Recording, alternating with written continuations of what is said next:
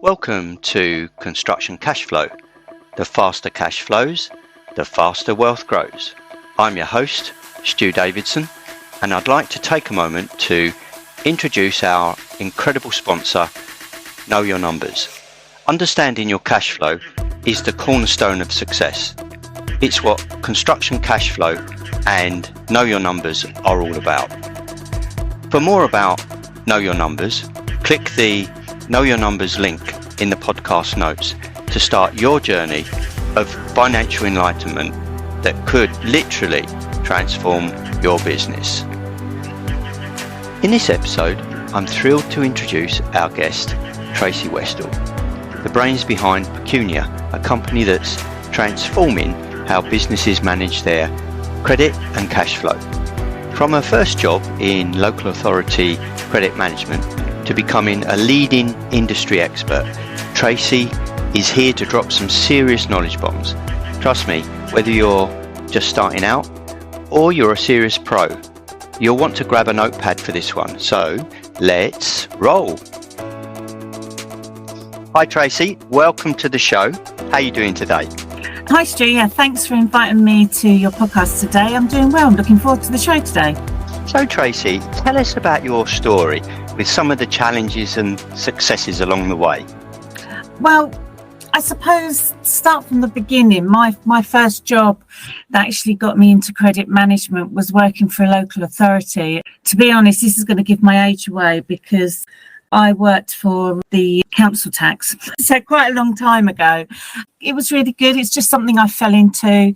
In all fairness, I don't know anybody that does credit management that was at school that said that's what they were going to do when they left school or left college or university. But so I worked for a number of businesses throughout my career, lots of different companies from blue chip, pharmaceutical, security, construction, all very different kinds of companies, but the job was still the same. It was probably a few years ago when I was working in construction that I found that doing my job was pretty difficult when I was talking to our customers to get paid from them.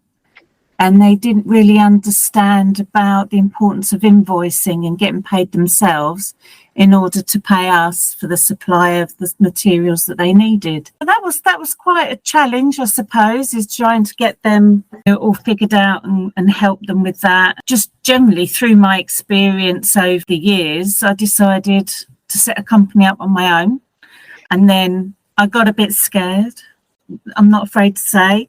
I've got a colleague in who I've known for a long time, also in credit management, Kevin Artlett. We just looked at how we could help businesses and their challenges and making them successful for the future. That's where really Pecunia was born.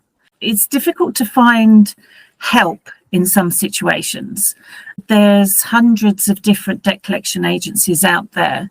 It's about helping businesses understand the importance that credit management has in their company. Although talking cash flow is sometimes taboo, everything around credit management, if you're doing it right, you know where you're going with it. It just has so many positive aspects that helps you push your business forward and grow. I love the businesses we've worked with in the past and those that we've helped out along the way and even through my career that have ended up being a much better business and being more confident because of the little bits and pieces we've done to help them along the way. So a lot of challenges, especially probably since COVID hit. I mean, even before realistically, but I think when COVID hit, it sort of brought everything to the fore, is the lack of business investment in credit management. I do a lot of talks and workshops and webinars on the importance of getting a good firm policy, credit risk, everything, making sure that your business is going to be making profit. We're all after the profit. That was what makes businesses grow. So how to get paid on time, and that's where your profit comes through. It's interesting how people just think credit control and credit management is just about picking up the phone and asking somebody to pay you. There's a whole lot more behind it. And once you understand it, once you've got a bit of knowledge behind it, you've got a great team in your business, anything's possible, which is great when we come out of a situation like that and you see them grow and invest in other things that they've been really looking to invest in, because they then have the cash to do so. It's one of those things that I've always wanted a job that gave me something to sort of look back on and go, I did all right there, and they're a lot happier. And I never thought credit management would be the avenue that would give me that. But realistically, it does makes a better working place, working environment, less stress and anxiety. That's amazing. And I think you're right. You know, cash flow is taboo in a lot of circumstances in business. No business owner or director wants anybody to know they've got cash flow problems or cash collection problems. You're right. Also, we all think that credit control is picking up the phone and saying, when are you going to process our payment, or dropping an email? And there's a lot more to it than that. And I'm really thrilled you've come on, because credit control is really core to cash management and cash flow management in construction, and we know very little about it. So what's the core of your service? You know, if we take a typical construction business, could be a specialist contractor or a contractor, what sort of things initially, key areas that is it that you help them with, and what problem do you solve for them? The one good thing about credit management is it's the same regardless of what business you're in, and it doesn't even matter where you are geographically. The emphasis of good credit management and credit control is the same. It's about getting paid on time. Now, with construction and insurance, they're the only two areas where it's slightly different, but the premise is exactly the same. So when we're looking specifically with the construction sector, we look at a huge array of different things. The unique thing about Pecunia is we look right at the very beginning of how you onboard your client. So it doesn't matter if you're working for a tier one or another subcontractor or a big company. It's all about how you onboard them, know who they are. Do a credit risk analysis. It doesn't matter how big a business can be. You need to do your own due diligence on them, because as we know, a lot of big companies have gone under in the last few years. I mean, obviously, Carillion being a really big one. Nobody really who worked with Carillion probably did a risk analysis on them. And a couple of other large ones that are coming through this year. Always do your due diligence and make sure that they are going to pay you, because they're after you for a service that you deliver. Doesn't matter whether you're putting bricks on top of one another, digging a hole, plumbing, doing electrical, or planting lovely trees outside of somewhere. You are providing a service. Now, obviously, you have to put in your applications, and it's about making sure you're knowing where you're putting these things, who you're sending them to, making sure that if there's any issues in your project, you deal with that straight on when they arise, because any way somebody can delay making payment to you, I can guarantee they will, because the money's better in their bank account than in your bank account. The other thing is, obviously, if you are going to be doing a project, purchasing the materials yourself, and that's cash going out of your business, going into a project, and depending how long you're going to be paid for that material, depends on how much credit you're giving realistically, because you'll furnish them with the stuff and materials to build whatever it is you're building, on the hope and the wing and a prayer that the actual cost of that material they're going to pay, plus the labour charges on top of that. And if you're in construction, you know that somewhere along, whatever it is you're doing, somebody, a QS will say, well, I don't agree with that, or I don't agree with this. Then you've got to start the fight. But always remember that you've got salaries to pay, you've got materials to pay for, you've got your VAT on those materials. I mean, you know, there's this whole reverse VAT thing that's out there now, and a lot of subcontractors and SMEs utilise their VAT as cash flow, you know, and now that's really hit smaller companies very hard. So there's lots of different things we look at, how you invoice and what the contract is.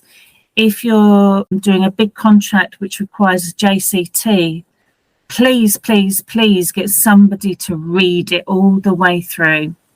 Don't use it as a doorstop, because I've seen people do that. Then how many times have we heard that? Put it in the drawer, use it, read it, understand it, every clause. And if you don't understand it, please, just for your own state of mind and reduce your anxiety levels for the future, so nobody can pull a page out of your JCT and wave it in your face. Just get somebody to literally put it in layman terms so you understand what you're signing up for, how much that is going to cost you. Obviously, material costs have gone up, so it's about mitigating all those extra costings within the project. I understand now that a lot of people quoted and tendered for jobs that they're losing a huge amount of money on, because the quotes relating to the materials have gone up since that time. And there's all these things that people really need to consider on a project basis. It is about how you recover your debts, how you mediate, how you negotiate getting your payments through. Because when you're thinking, I'm going to make a big profit on this job, it sounds great when you have the initial meeting. But by the time you add in all the extras you've got to do in order for you to get paid a particular part of that contract, the delays it takes for them to get it to head office to then send you the payment, the delays in a payment, I say this across the board, you calculate your profit on the understanding that your invoice is going to be paid on a certain date. And if it is, and you're lucky, you get all your profit, which is great. If you're delayed by 60, 90, 120, 180 days, if you think about how many months that is, that's all those kind of months working capital. And we generally roughly say if you hit 90 days, you've lost the majority of your profit. Construction is slightly different, because obviously your profit margins are a lot slimmer in some cases. But we sort of get people to think about all of these things, look at how they're doing it now. How can they make the improvements? How do they look at applying for a tender, and is it worth it? I've worked with so many companies in the SME and construction side of things and said, that is a golden egg opportunity for me. And then when you pull it apart, well, you've got to pull 20, 30 blokes off of all these other jobs, which is your bread and butter jobs. Bread and butter keeps your business ticking over quite nicely. You're making a good revenue. You're making good profits. You've got good payments coming in. You're doing fine. But if you take on a massive project and start rerouting all of your effort to one single project, and then because you're playing with the bigger players, you're more likely to get stung. So I always say that yes, it might be a golden egg opportunity, and it might be $1 million or £1 million contract or whatever it is, but sometimes it's not £1 million. It might only be half of that, and that's lucky. But where's your business going to be once you finish that? And are you going to actually be able to have enough money to complete that project, as well as all your bread and butter jobs? That's sound advice. And I know that from first experience, taking on work with larger national contractors on my own behalf as a consultant, and on behalf of especially subcontractor as well, that even if things go wrong, these guys have got big shoulders, big influence, and they'll just say, take us on, we don't care. And then they'll gradually nibble away at the payments each month. We'll just dispute 5% of it. We'll pay you the first month. We dispute 5% the second month, 10% the third month. And they creep it up till there's a big pot. And then they want to do a deal at the end, I mean, it's good advice that I think especially subcontractors should still work within its means to assess its resources, like you say. But I often wonder how, there's contractual remedies, but they're not always suitable. Like adjudication's not always applicable for a small SME, because of the cost of it, the time it takes. And a large national contract will tie you around in knots on an adjudication. They have so much influence in an adjudication, and you could be right and still lose. So it's that kind of culture. If you know what I mean, you know where I'm coming from on that one. Yeah. How can a small contractor stop that kind of creep where they're, all right, inverted commas, I say with caution because I have a QS background, but the QS wants to nibble away a little bit, under instructions probably from above, but he'll nibble away, and then your cash flow, you're trying to pay your guys every week, or you've got to pay your materials sooner. You might be on 56 days, which turns into 80 days, but you're paying your guys every week, so it's not long before you're in for a big amount. What can these guys do, other than avoid those contracts in the first place, to try and protect themselves? I mean, to be honest with you, and it's quite interesting because I had a conversation with another company a couple of weeks ago that's not in construction. And I said, sometimes you just need to turn around and go, no, I don't want to do it. That could be the best thing you ever say. I mean, you should never, ever, ever be afraid to say no. If it doesn't feel right, it doesn't look right, doesn't smell right, it's not right for you. And I think that that's the big thing. A lot of people in business think that they want to have on their website, we've worked with all these top tiers and these massive governmental projects, but it could be at the detriment of their company. Quite frankly, it doesn't matter whether or not you put these tier ones or government projects on your website. If you're good at what you do, stick to what you're good at and make sure that you're earning the money you rightly deserve. The other things that you can also look into is obviously make sure you agree with the contract. If you've got any queries on the contract, don't be frightened to bring it up, because I can guarantee you at some point with some company, the project leader is going to be a pain in the backside for somebody. So why are you not being in their pain in their backside when you actually want to get what you truly want? And I think a lot of people think that they should run their business and be fearful of not obtaining a tender, because obtaining a tender could be the worst thing, could be your worst nightmare if you don't stand and stick to your guns. And I know it's hard because every business has this ambition to be big, be great, be profitable, have money, become one of the big players. But don't forget, there's a lot of people out there that need a smaller business to be able to do the great work that you do. You don't have to prove yourself with a multinational building contractor. You really, really don't. And most people set up their business because A, they don't want to line anybody else's pocket. They want to line their own, which is fair enough. I'm all for that.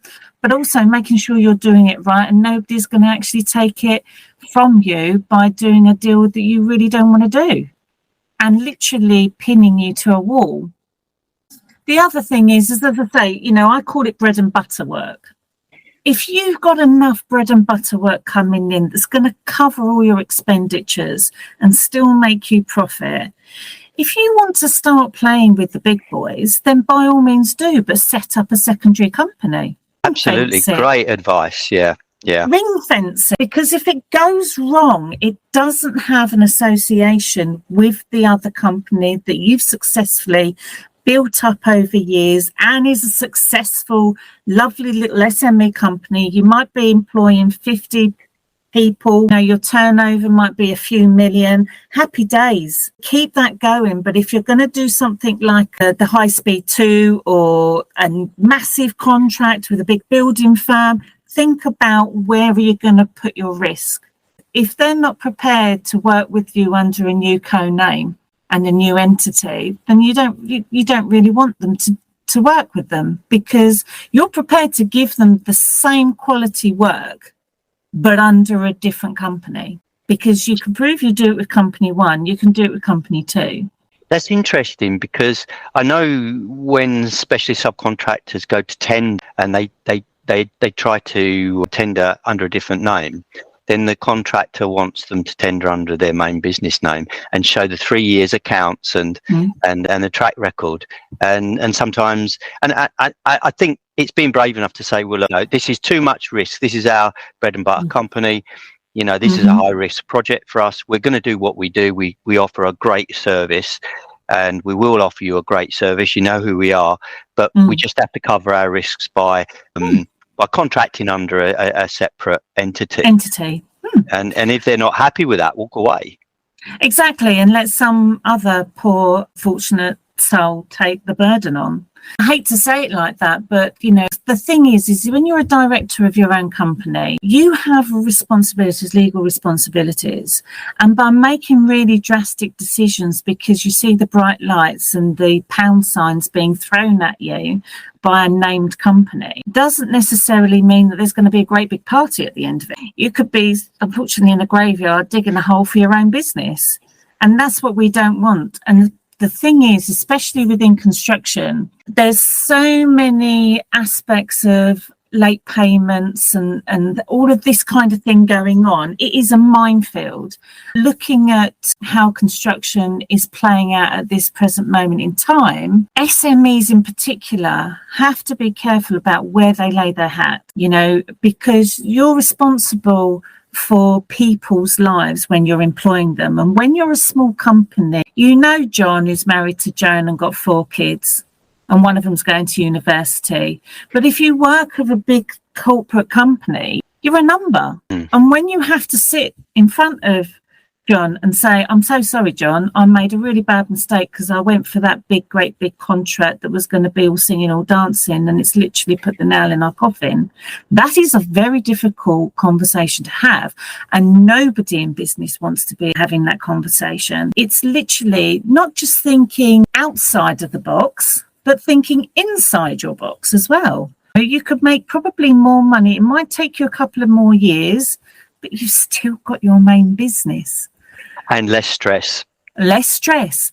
And, you know, we know that especially with mental well-being and mental health, especially for managers, supervisors, directors of companies, the reason they're all stressed and anxious and having mental health issues is because of money. Yeah, I saw a recent study that said that most business owners lose sleep at night due to cash flow problems. Even if they haven't got a problem yet, they're still losing sleep over cash flow, money, exactly what you say. It gets into our psyche. There's some sort of thing about money that gets deep into our psyche. It's because we know we need it. You know, we know we need it to survive. Everything is around money. How much you have, how much you have more than your neighbour, how well your business is. Don't forget, every single business in the entire globe is having cash flow issues at some point. No one is immune to it. You know, and I've spoken to directors over many years, especially when their firm has gone insolvent. And you say, why didn't you get help sooner? And the answer is, I thought I could sort it myself. You only know what you know. And the real key thing is about getting people in to help you before it's too late. And that's why we try and work alongside accountancy practices, because most people and listeners would go to their accountant for advice, which, yes, they should do, because you would assume that they have everything to do with money. But unless they've got a credit management professional in their practice, they won't be looking at what we look at. And the analogy I used when I did a CPD course for last week for accountants was we both work in the same garage. They panel beat and respray the wreck of the car that's trundling down the road with a flat tyre after the year of absolute battering and make it look as if it's brand new off of a forecourt. Whereas we get under the bonnet, make sure everything's ticking over. You've got your oil, you've got your water, you've got your antifreeze, you've got absolutely everything, and that everything is working perfectly in the engine section. So not only when that car rolls out from the accountant side of the garage, does it look immaculate, it purrs like a kitten and it's going down that road. So that's the difference between credit management and accountants. So I would urge anybody listening to this that if you feel as if you have a cash flow issue, or you're not making your profits, or you're not being paid on time, or you just know something is not right, please just reach out, because trust me, nothing ever phases us in relation to the excuses, the reasons, the embarrassment. There is nothing to be embarrassed about. You may have picked the wrong deal. Somebody's come and burnt your fingers. It happens to everybody. That is the big thing I like to say to a lot of people, is that everyone has been in your situation. And it's like they said during COVID, everyone's in the same boat, but it's how you row it is the important thing. Let's continue with our fascinating discussion in a moment. But first, I'd like to give listeners the opportunity to dive into a world of financial enlightenment with our sponsor, Know Your Numbers. If you want to master your numbers and unlock your business's true potential, and if you're ready to take control of your financial destiny, click the Know Your Numbers link in the podcast notes to find out more. In the meantime, let's get back to our guest. My advice to people is, for your own peace of mind, your sanity, the security and stability of your own business, go seek help. If it's credit management professional like Pecunia, speak to your accountant and say, I need somebody that can help me with my cash flow and my debtors, like a credit manager. Or even, and I'm going to have people go, oh no, sharp intake of breath, insolvency practitioners.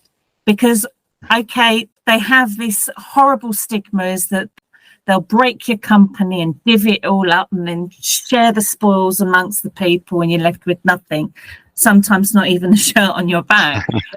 But the reality is we need to rescue these businesses. We need to be able to turn them around. We need to be able to restructure them. And by doing that, we can only do that if, as soon as you've got a problem, you seek help. It's no good waiting till your accountants contact us at year-end accounts and say, I don't know, this client has got so much debt outstanding with HMRC and payroll and yada, yada, yada, yada. And I just sit there and go, oh my life, you're giving me 3 months to turn an entire business around financially. It's not possible. It's about being proactive. Just please be proactive. Absolutely, yeah. And some businesses are, directors I know, are quite reluctant to reach out because they feel that if their clients find out that they're employing a credit manager or they've got cash flow issues, I mean, there's a perception they're cash flow issues as opposed to cash flow management or credit control management. People perceive, it's because they've got problems. How can you reassure them that, they can come across as professional in their dealings with their clients, but at the same time being robust, take away that fear, but being robust with their clients, letting their clients know that, look, we have got a credit management system in place. We're going to put that in place as part of our T's and C's, and that's what we're going to operate. You should. If you are ever in business, it doesn't matter what you're doing, whether you're making widgets or building grand mansions, you have to have a credit management policy. You have to have credit management in your business. At the end of the day, when you're trading on credit, you're giving money away. Basically, you're like a bank. You're lending somebody money for the duration of the period of time. So you need to make sure that, is that person going to pay me back? Are they in the right position to pay me back? Just think about how a bank would speak to you if you went in there and said, I want £100,000 loan. What are they going to ask you to do? They're going to ask you to fill in a form, tell them who you are, where you've lived for the last millennium. Your inside leg measurement, everything. They want to know absolutely everything about you. Yeah. Businesses that trade on credit, which is exactly the same format, you're lending money for a duration of a period of time. Don't ask these questions at all. So we make sure that businesses do this. Don't ever say to somebody, well, I have to get my credit manager to call you. Do it. That's what they're there for. They are safeguarding the risk and the bad debts in your business, because without those guys, you really don't have a business. The other thing about having good credit management and a good credit management team, if you're big enough, or if you only have 1 or 2 people that do it part-time, whatever it is, you must have embedded in your business a credit management policy. Now, this is one of the big things that we look at all the time when we're working with clients, because without a good credit management policy and without you proving that you look after the only real true asset in your business, which is your age debt, this is a place where you put all your invoices. If you're looking for funding, finance, if you're looking for investment, if you are going to be tendering for a job and that tenderer wants to see if they can get your credit insurable, all the underwriters of all of these things, and including your credit score, is based on the analysis of how you treat that asset. You can't just throw invoices in it and then hope someone's going to pay. You can't just throw an invoice in it and hope poor Tony, who hates phoning people up, is more of a texter, on a Wednesday afternoon has to phone all these people up. You have to have a robust credit management policy, regardless of where you are, who you are, what you're doing. It doesn't matter, because I say that cash flow is a taboo subject. Every business has cash flow problems at one point of time. It's just how you row your boat. The other thing is that if you don't have that policy in place, if a great tier one wants to come and deliver a golden egg opportunity to you, are you going to know where your tipping point is in your business? How much can you take on before it really affects your business? Can you afford to do it? That's the other thing. So it gives you so much key analysis and key pointers like KPIs of whether or not you'll be able to afford to do these jobs or not, and actually make a proper decision. So it helps so much. Don't forget that, as I say, profit is only made on the payment of an invoice on time. Now, going back to the bank lending you money, they'll give you credit for 30 days and then you start paying it back. But what's also added onto that loan? Interest. Yeah.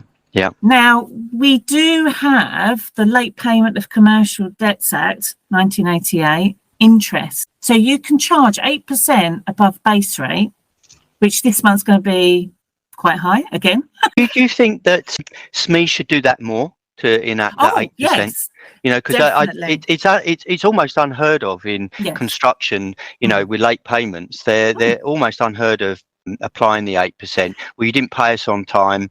I know it's difficult and it's a minefield because of the way that construction contracts are structured, and it's a tricky one. I know, but it's something that if you apply. Could a late payment be, the contractor being breached, Let's put it on its head. I mean, it's there for a reason. It's an act of parliament. So you're entitled, anybody's entitled, even if you're a tier one and somebody doesn't pay you on time, I can guarantee you they'll be instigating the Late Payment Act for them. So why not you? It is literally about having the confidence. And this is another thing that I really try and implore with people. You're really good at what you do. That's why you've got a business and your business is doing really, really well. So at the end of the day, have pride in what you do. And if somebody has reneged on your deal and contract, then use the act. The other thing that is out there that has been really, really pushed, especially with the Small Business Commissioner and the FSB as well, is the prompt payment code. Now, a lot of people don't know what the prompt payment code is, but every time somebody approaches you or you're looking to potentially do a job with a company, have a look to see if they've signed up on the prompt payment code. I believe that there is conversations that are being had by MPs to say that if you're an audited business, then part of your audit should be based on how you're paying SMEs. Are you actually paying them on time? I mean, in 2022, the SME market was £632 billion of unpaid debt. And this is the SME market. And if you look at the SME market as a whole and not just on a sector basis, it's the fact that the SMEs are the economy of this country. Now, it's about safeguarding. And I mean, as you say, should they be worried if their clients find out they might be in cash flow stress? Well, they're probably going to find out eventually, because there's lots of ways you can find it out, which if you're doing a credit risk analysis on a company, you'd find out. So it could be, well, why has their credit score dropped so dramatically? Have they got CCJs? All of these things. So you could keep stum in your office, but if the guys on site are not being paid on time, they should be paid on a Friday at 3 p.m. Oh, that might be a bit too late. Was it 12? I can't remember. The old days it was 12, wasn't it? And by 12:30 you were down the pub, but I don't think it works quite like that these days. Probably not. Not. If they don't get paid till the Monday, that is a gossip on site. Yeah, exactly. And then you get guys not turning up and all of that sort of stuff. So I wanted to explore with you kind of where we are now with the industry, because you mentioned about pre-COVID, COVID, where we were in 2022. And I saw an article by, you mentioned insolvency practitioners, Begbie trainers, and they were saying that there's something like 61,000 construction businesses that are highly distressed at the moment, in financial problems. That was in June, actually. That was in June this year. Where do you see it now, with the fallout of COVID and Brexit? And is it like a cooking pot? Is there still heat in there that we're going to see more fallout? Or what do you think the situation is out there at the moment? I think that there's a lot of issues, and a thing that has come to light through the aftermath of COVID is that more businesses, and this is across the board, this is not just necessarily in construction, more businesses took out more funding and lending. Now the interest rates are going up, everything else is going up, so they're paying the interest rates at a high level. HMRC are reviewing the R&D for construction especially, so those businesses that may have an application go through or are thinking about having an application for an R&D tax claim, you might not get it. So never assume that you're going to get that tax reclaim, because there's lots of things happening in the R&D sector within construction. So that's another thing. And if you are looking at it, make sure you speak to somebody that is going to give you the right guidance in relation to what HMRC are doing now for it. The other thing is that interest rates, so that has a massive impact on house builders, for instance, because obviously getting a mortgage rates are higher, they're not selling as many new builds. Obviously, there's been increases and cost of materials, so margins on those jobs and any jobs in construction has been slithered down into some cases some minute margins, and they will be lost within days if you don't get paid. The other thing is that the lack of skilled construction workers, so that would be groundworks, plumbers, electrician, bricklayers, plasterers, all of the above. More and more of the youngsters coming through today rather look at tech as their future as opposed to going on a site or becoming a QS or an architect or whatever it is within construction. There's lots of different factors. We all rely on construction being the level in how we describe where our economy is. Because I remember years and years ago, my dad said to me on the train, if there's a load of cranes in the skyline of London, we're doing all right. Now, there may well be loads of cranes in the skyline now, but we're not doing all right at all. There are half-finished projects. I'm working with IPs. We're trying to get funding to finish projects because it's better to finish the projects and sell that asset on than it is to have a half-built site. There are so many different reasons why construction is having a rough time, and it is to do with a number of things. It's always more than one. Yeah. And you can't blame all. It's Brexit. Everybody's left.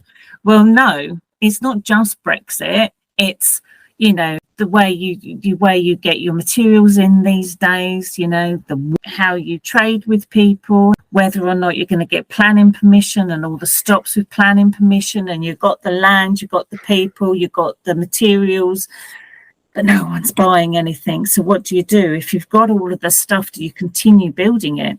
So there's lots of questions businesses really need to think about in this day and age. And I did see a video on TikTok actually, and it was a couple, and there were people on sites where they were building houses, and they went, lovely 5-bedroom, 4-bedroom houses here, not a soul wants to buy them. Do we need to look at building more flats, bungalows, 2-bedroom places, as opposed to the luxurious looking 4-bedroom, 3-bathroom conservatory on the back kind of house. So there's lots of ways to try and change the narrative within the sector.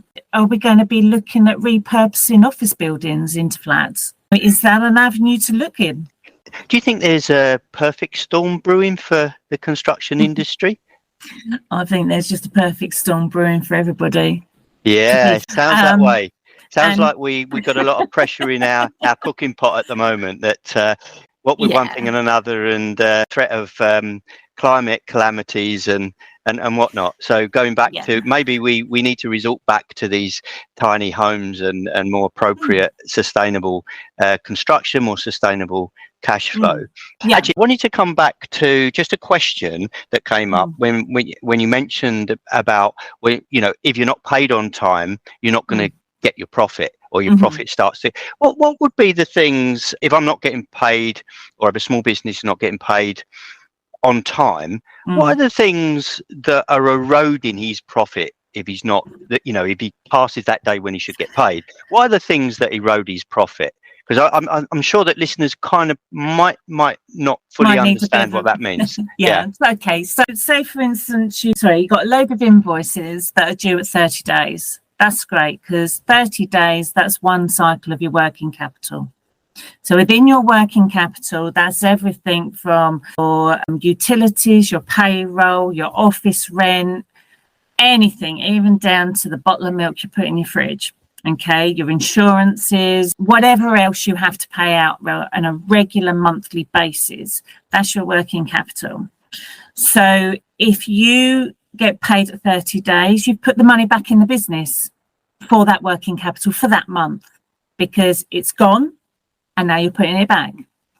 If you get paid at 60 days, you've got two working capital cycles.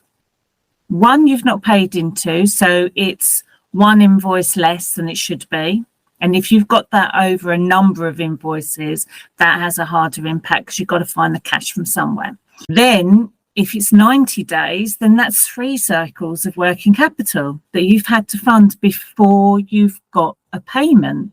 So if your profit within that invoice is, say, 10%, so 10% of that money that you get in is pure profit, then you've got pure profit of 10% at 30 days. But if you're not being paid for 60 days, that's like 5%, say. And by the time you get to 90 days, there's zero. And then I suppose it erodes away. There's the higher admin charges, the higher prelim charges, all the different things that probably are kind of hidden costs, really. People don't think about that, add into the erosion of their profit. Yeah, thanks for clarifying that, because I think that's a really good one for people to understand. Yeah. What 3 tips, takeaways would you give around credit management? The first tip would definitely be, know who you're going to work with. That's the first tip. Who are they? Why do they want you? Why do they want you is another thing. Because there was a period of time that it was known that certain businesses would offer contracts to subcontractors when they know that they were slightly teetering on the rough side of bad cash flow. So they knew that they probably wouldn't be able to complete the job, and it would destroy a lot of businesses. So definitely know your client. Do you really want that job as well?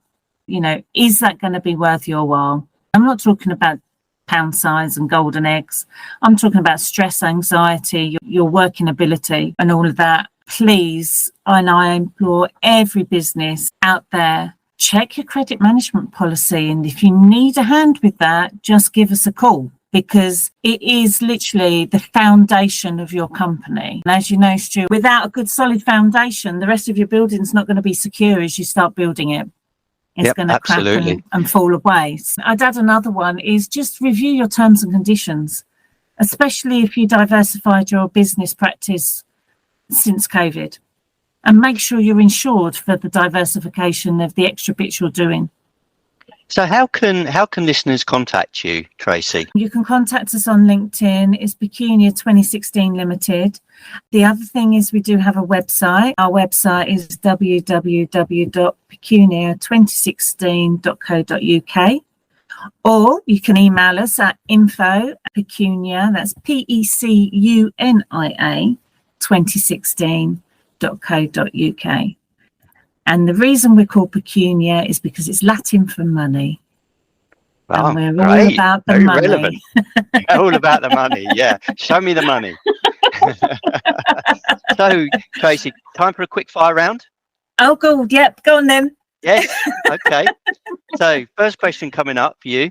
How do you start your day? Oh, God, with a coffee, I have to say. A coffee to get me going. I always take my dog out for a walk. It's good to start off with a good walk, clear the air, I wake up. And that's what I generally do in the mornings. And if I'm in the office, off I go. When are you most productive? Do you know, it's funny because I'm usually most productive first thing in the morning. But I also have this second wind around about sort of 7 o'clock, which does, I have to say, annoy my dog a lot because I could be sitting there working and he'll be moaning, saying, come on, it's time to sit on the sofa and go to bed or whatever it is. So what's something new happening in your life right now? Well, we're speaking to a lot more organisations here in the UK that are primarily helping SMEs, especially new startups and things like that. So we've got a project that we're looking at about sharing our knowledge and training and skill sets. So we've opened up a lot more with working alongside accountants because, as I say, accountants have access to every single business's financial status in the UK and abroad. They just need to share a bit of love and give their clients the opportunity to work with good credit management professionals such as us. So yeah, really excited about some other prospects of working in Ireland in 2024. So that's going to be really good. And realistically, just helping businesses stabilise and grow is just the thing we love doing. That gives me a lot of joy in my working life. Being a credit manager, people think that, you must be a Rottweiler, but actually I love it when we walk away from a business, they're all very happy, they've got money in the bank, they're making profit, they're on their way to great things. What does adventure look like for you? I think doing this job. Setting up this business, because we set up this business on the idea and premise that nobody else does what we specifically do, which is audit and help create credit management policies and to show businesses how to look after their most important asset. There's loads of debt collecting agencies out there, which we work alongside loads of them. So, they are good and needed, but it's about looking after your business in its entirety and especially your cash. Trying to explain this narrative to business owners and directors of companies has most definitely had its challenges over the years. I have to say. So, we keep going, but I would say that that's probably a big challenge that we're still overcoming, but I know that one day we'll get there. What thing would you love to do that might surprise your friends and family? Oh, that's a toughie. Well, I think a lot of my family know that I actually want to. This is probably ideal, bearing in mind that a lot of people listening to this are in construction, but I actually want to design and build a home that's off-grid and fits within the environment that I'm going to be wanting and dreaming of living in. But also the other one is that I actually want to own a camper van and travel the UK and all over Europe. In fact, to be honest with you, take the van wherever it can take me until it conks out. Name a challenge you overcame that changed your life. Well, I have to say that over 10 years ago, I was diagnosed with having cancer, although I was very, very lucky because it was caught so early on. I was treated. And to me, facing that possibility of a life-changing situation really did start making me think about life in a different way. I suppose I've been more adventurous, like starting this business from scratch. And I've also, the other really interesting thing is that I did take risks. I left a really good paid job in London. I got a job in Kent where I live. And then I decided, no, that wasn't right for me. I'm going to set up on my own. But I think that the big difference to me is to just enjoy what I do. And that has been the big thing for me. Live in the present. I can't change the past, and the future will come around. Whatever it will be. And it is definitely living in the moment. And I think people that have inspired me have been actual business owners. They've gone off, set their own business up, and, and meeting these fantastic business owners with a vision and their own dream has just been great. What advice would you give to your young self? Don't do it. Apart from probably the usual, I'd probably go back and say, just don't worry. You just do your best in life. Be yourself, regardless what anyone else says. If you are living your best life, that's the best you can do. But I think also, especially during COVID and some of my dark times, was appreciate everything you have. And to definitely live in that moment. Look at what you've got around you. You're a lot better off in life than a lot of people, and appreciate people that are around you and appreciate what you have. And I think that's important, is definitely living in the moment, but taking the risk. And I always say, you only fail if you're too chicken to try it. What was the best business advice you've had, and what was the impact? I think just keep going. I've had some really good people that I worked with in the past, and they've given me some really great advice. And I think that the thing is if you have the passion and the right people around you, just keep going. One of them actually said to me, which I find really interesting, is, you're digging for your own treasure when you're in your own business. But how annoyed would you be if you were only one shovel away from the gold? Great philosophy. I love that. Yeah. So last question then, Tracey. Yeah. If you could tell me just one thing, what would it be? Have passion for what you do and enjoy it. Life's a long time, especially when you're working. So if you've got something you really love, you're going to be really good at it, because you have that passion behind you. That's what I would say. Don't think that you're stuck in what you're doing for the rest of your life. If you have a passion or a hobby, do it. If that hobby turns out into a business, fabulous. Especially if you can make money out of a hobby, that's great. It just makes life so much more easier for you and happier. And it's all about trying to be happy. It's tough enough out there as it is. Yeah, well, that's great advice, letting us into the inside story a little bit about your business, your life, what motivates you, what inspires you. You've been amazing, been fantastic having you on. Thank you so much. Thank you, Stu. Thanks for joining us on Construction Cashflow, sponsored by Know Your Numbers. Remember, when you know your numbers, you're in control of your destiny. Keep building your success story. And don't forget to explore further by following the link in the podcast notes.